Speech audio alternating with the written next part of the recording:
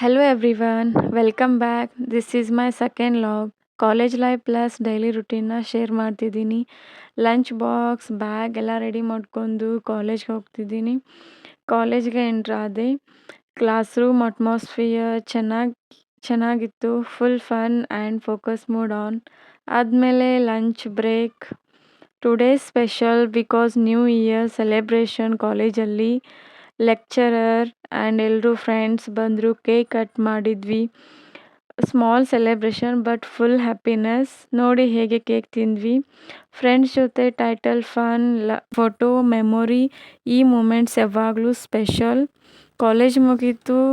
ನನ್ನ ಹಸ್ಬೆಂಡ್ ಆಕಾಶ್ ನನಗೋಸ್ಕರ ವೆಯ್ಟ್ ಮಾಡ್ತಿದ್ರು.